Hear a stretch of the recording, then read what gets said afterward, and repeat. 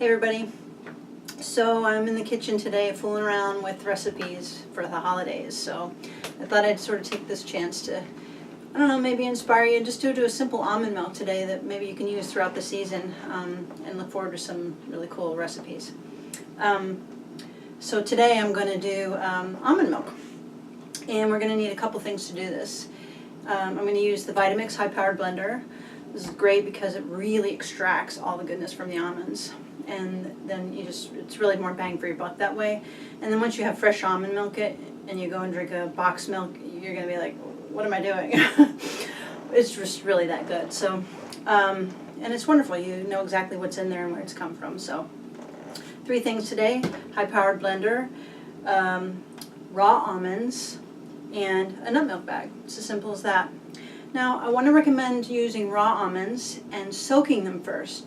In a pinch, you can just sort of use them as is, but if you soak them, what happens is we remove the enzyme inhibitors from the nut. And basically what that means is that, to you anyway, the short story is that will make it much more easily digestible. So it just helps. And the other thing that I really like about soaking the almonds is that when you take a raw almond, when you think about it, it's the beginning of a tree. And when you soak the seeds, what you're doing is you're activating that seed to sprout. So all of that life force is going into that almond, going like, yeah, let's make a tree. And so that life force is actually absorbed by your own body to feed all your tissues and cells. So that's pretty cool, right? All right, so what we're going to do, the ratio we want to use today is 1 cup of almonds, and when you soak these, you'll just cover them overnight and soak them for 8 to 12 hours or even more. And best to drain off the water a little bit, maybe a couple times throughout that soaking period so that you get rid of the stuff that you want to get rid of, and then it's fresh water. So then you pour off the water, and you'll have nuts ready to go. And the ratio we're going to use is 1 cup almonds to either 3 to 4 cups water. Now, there's a little bit of leeway, wiggle room there, because it sort of depends on how rich you want the milk. If you want to like stretch your budget a little more, you can do 4 cups, and it just won't be quite as rich in milk, but it'll still be wonderful. 3 cups will be a little more like a little more creamy. So 3 to 4 cups. Try it out and see what you like. So 1 cup almonds, and water's already in here. Okay, so we add all that in there. And then we're just going to blend that for a few seconds. And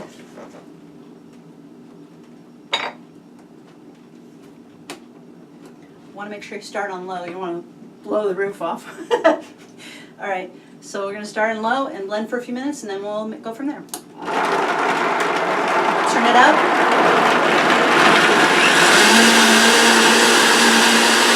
Let it roll.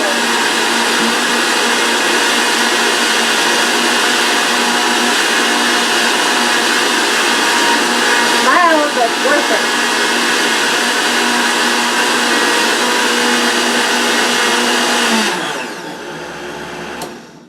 And that's it. Pretty good, right? So we'll take off our cap, and now we're going to pour it in that milk bag and strain it. I'll post a link too down below where you can get these nut milk bags. You can use cheesecloth too, but these are really wonderful. So you get that in there. Draw up the string, and then you're literally just going to milk it. It's not quite like a cow, but almond milk's much better for you anyway. But you're just going to squeeze this. See all that lovely liquid coming out? You're just going to squeeze this and get every last little drop that you can. And I'm probably not going to do as much as I would here today, just so you're not standing and watching squeeze this bag. But you get the idea. All right, so you squeeze that down, and then basically that's it. You've got the milk. So I'm going to pour it back in here just to make it easy to pour into containers, but also so you know at this point You can just leave it plain, which I'm going to today because I'm going to be adding it to recipes and I'm going to be flavoring it and sweetening it as I wish. But you could also add, I don't know if you can see it right here, but you could add a little bit of pinch of salt, you could add a little bit of vanilla bean, you could add a little bit of vanilla extract, a date or two, which would sweeten it up, and blend that and then have a ready-made, vanilla milk that's sweetened, but still all from Whole Foods, so it's really cool. So that's a nice, delicious alternative if you like.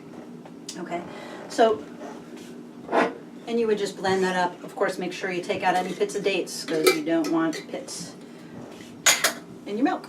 Okay, so then we just pour it up.